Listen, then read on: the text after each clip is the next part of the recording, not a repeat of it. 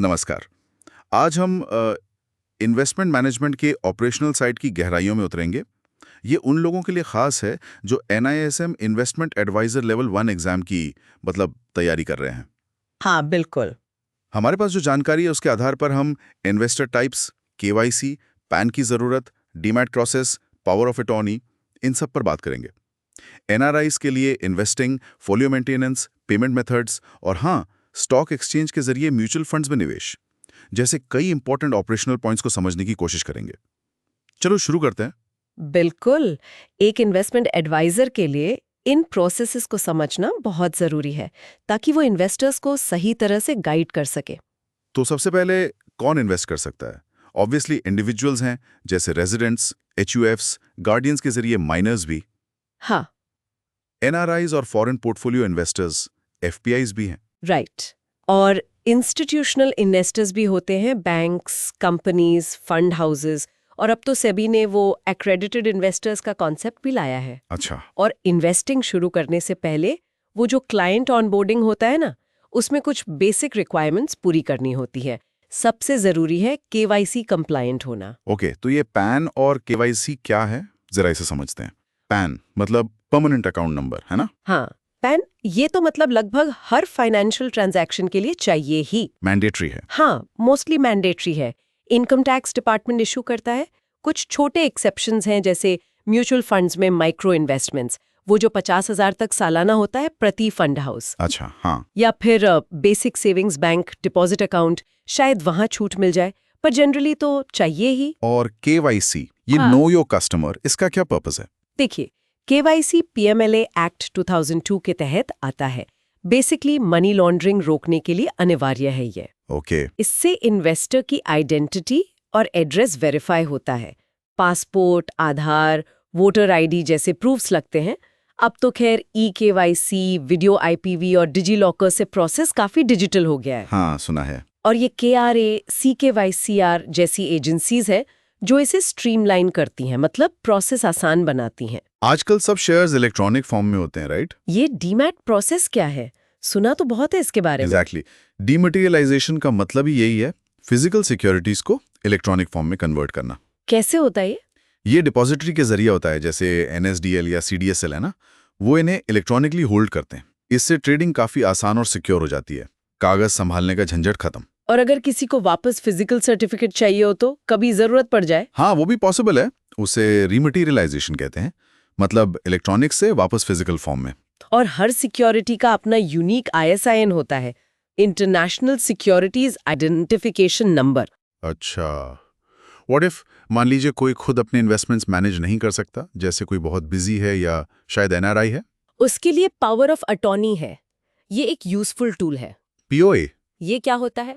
इसमें एक पर्सन, जिसे ग्रांटर कहते हैं, किसी दूसरे ट्रस्टेड पर्सन मतलब होल्डर को अपनी बिहाफ पर फाइनेंशियल ट्रांजैक्शंस करने का अधिकार देता है। ओके। ये जनरल भी हो सकता है, मतलब सारे काम के लिए, या स्पेसिफिक यानी किसी खास काम के लिए। NRIs या बिजी लोगों के लिए काफी काम आता है, पर हाँ, इसे प्रॉपरली स्टैम्प्ड और नोटराइज करवाना जरूरी होता है। Got it. और NRIs भारत में कैसे इन्वेस्ट करते हैं? उनके लिए क्या रूल्स हैं? NRIs को FEMA रूल्स फॉलो करने होते हैं, फॉरेन एक्सचेंज मैनेजमेंट एक्ट। ठीक है। वो NRE अकाउंट्स यानी नॉन रेजिडेंट एक्सटर्नल, जो रिपैट्रिएबल होता है, या NRO accounts, non resident ordinary, जो नॉन रिपैट्रिएबल होता है, इनके जरिए इन्वेस्ट कर सकते हैं। रिपैट्रिएबल मतलब पैसा वापस बाहर ले जा सकते हैं? हाँ, NRE वाला पैसा, NRO वाला नहीं। और KYC तो उनके लिए भी मैंडेटरी है। लिस्टेड सिक्योरिटीज में ट्रेडिंग के लिए शायद पिन्स अकाउंट मतलब पोर्टफोलियो इन्वेस्टमेंट स्कीम अकाउंट की जरूरत पड़े। और कुछ?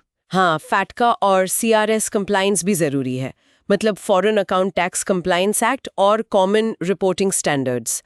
टैक्स एवेजन रोकने के लिए ये ग्लोबल स्टैंडर्ड्स हैं। काफी चीजें ध्यान रखने के लिए। अच्छा, ये फोलियो क्या होता है? Folio keeping. Folio number basically mutual fund या RTA मतलब रजिस्ट्रार एंड ट्रांसफर एजेंट के पास आपका अकाउंट नंबर जैसा है। अच्छा। इसमें आपकी सारी डिटेल्स होती हैं, एड्रेस, बैंक अकाउंट, नॉमिनेशन वगैरह। और इसे अपडेट रखना क्यों इंपॉर्टेंट है? अरे बहुत इंपॉर्टेंट है। सोचिए अगर आपका एड्रेस बदल गया या बैंक अकाउंट बदल गया और आपने अपडेट नहीं कराया तो डिविडेंड्स, रिडेम्पशंस, अकाउंट स्टेटमेंट्स सब गलत जगह चले जाएंगे या मिलेंगे ही नहीं। इसलिए कोई भी चेंज हो, पता, बैंक डिटेल्स, नॉमिनी नाम फौरन अपडेट कराना चाहिए। सही कहा।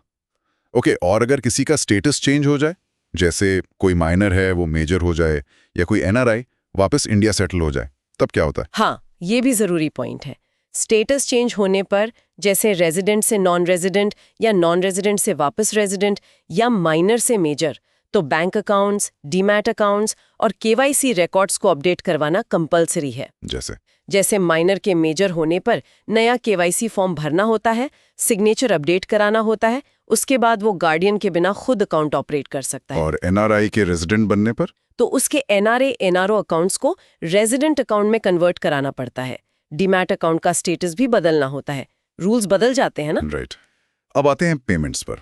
इन्वेस्टमेंट्स के लिए पेमेंट कैसे कर सकते हैं? क्या ऑप्शंस हैं? काफी ऑप्शंस हैं। ट्रेडिशनल तरीके जैसे चेक्स, डिमांड ड्राफ्ट्स तो हैं ही, पर अब इलेक्ट्रॉनिक मेथड्स ज्यादा चलते हैं। एनईएफटी, आरटीजीएस, यूपीआई, ये सब। और वो एएसबीए सुना है? हाँ, ASBA, application supported by blocked amount. ये आईपीओज और एनएफओज के लिए है। इसमें एप्लीकेशन के वक्त पैसा आपके बैंक अकाउंट में ब्लॉक हो जाता है। कट का तभी है जब आपको अलॉटमेंट मिलता है। कन्वीनियंट है। बिल्कुल। हाँ, एक बात ध्यान रखने वाली है, म्यूचुअल फंड्स में कैश पेमेंट की लिमिट है 50,000 पर इन्वेस्टर पर फाइनेंशियल ईयर पर म्यूचुअल फंड। अच्छा, कैश पर लिमिट है। और थर्ड पार्टी पेमेंट्स, मतलब मेरे अकाउंट से किसी और के लिए पेमेंट? उस पर भी रिस्ट्रिक्शंस हैं। जनरली इन्वेस्टमेंट उसी के बैंक अकाउंट से होना चाहिए जिसके नाम पर इन्वेस्टमेंट हो रहा है, कुछ एक्सेप्शंस के साथ। ओके, अब बात करते हैं डॉक्यूमेंटेशन की। एक इन्वेस्टमेंट एडवाइजर को क्या डॉक्यूमेंट्स मेंटेन करने होते हैं? रेगुलेशंस क्या कहते हैं? सेबी रेगुलेशंस काफी क्लियर हैं इस पर। एडवाइजर को क्लाइंट के साथ एक रिटन एग्रीमेंट करना होता है। एग्रीमेंट में क्या होता है? उसमें सर्विसेज का scope, fees, conflict of interest, मतलब सारी टर्म्स एंड कंडीशंस साफ-साफ लिखी होनी चाहिए। क्लाइंट की रिस्क प्रोफाइलिंग करना और उसका रिकॉर्ड रखना मैंडेटरी है। रिस्क प्रोफाइलिंग जरूरी है? हाँ, उसी के बेसिस पर एडवाइस दी जाती है। और जो भी एडवाइस दी है उसका रीजन क्या था, मतलब रैशनल, और जो भी ट्रांजैक्शंस हुए सबका रिकॉर्ड कम से कम 5 साल तक रखना होता है। 5 साल, ठीक है। और अब MITC डॉक्यूमेंट देना भी जरूरी है, most important terms and conditions, transparency के लिए। Make sense. And finally, stock exchange के प्लेटफॉर्म से म्यूचुअल फंड्स खरीदना, ये कैसे होता है? ये नया है क्या? हाँ, मतलब रिलेटिवली नया और काफी पॉपुलर तरीका है। BSE स्टार MF और NSE NMFII जैसे प्लेटफॉर्म्स हैं। तो इनके जरिए क्या होता है? इनके जरिए इन्वेस्टर्स सीधे स्टॉक एक्सचेंज से MF यूनिट्स खरीद बेच सकते हैं। अच्छा, प्रोसेस पूरा ऑनलाइन और कन्वीनियंट है, पेपर वर्क कम लगता है और यूनिट सीधे आपके डीमैट अकाउंट में क्रेडिट हो जाती है। एडवाइजर्स भी क्लाइंट्स के लिए इन प्लेटफॉर्म्स को यूज कर सकते हैं। वाह, काफी स्ट्रीमलाइन लगता है ये तो। हाँ है। तो ये था इन्वेस्टमेंट मैनेजमेंट के ऑपरेशनल एस्पेक्ट्स का एक, कह सकते हैं, क्विक टूर। क्लियरली ये सब जानना स्मूथ इन्वेस्टिंग एक्सपीरियंस के लिए बहुत जरूरी है। बिल्कुल। और इसमें दिलचस्प बात यह है कि ये सारे प्रोसेसेस जो हैं, ये इन्वेस्टर प्रोटेक्शन, ट्रांसपेरेंसी और सिस्टम की सिक्योरिटी बढ़ाने के लिए ही बनाए गए हैं। सही है। एक एडवाइजर के तौर पर इनकी अच्छी समझ होना ट्रस्ट बनाने और बेहतर सर्विस देने के लिए फंडामेंटल है। मतलब ये नींव है एक तरह से। तो इसका मतलब क्या हुआ? मतलब ये कि NISM एग्जाम की तैयारी हो या फिर रियल वर्ल्ड एडवाइजिंग की बात हो, थ्योरी के साथ साथ इन प्रैक्टिकल ऑपरेशंस को समझना उतना ही, बल्कि शायद ज्यादा जरूरी है। बिल्कुल सही। यहाँ एक जरूरी सवाल उठता है, सोचने वाली बात है कि आगे चलकर टेक्नोलॉजी इन प्रोसेसेस को और कितना बदल सकती है। हाँ, स्पेशली जब बात इन्वेस्टर कन्वीनियंस और डेटा सिक्योरिटी की आती है, जैसे AI, ब्लॉकचेन, इनका क्या रोल हो सकता है? पॉज, सोचने वाली बात है।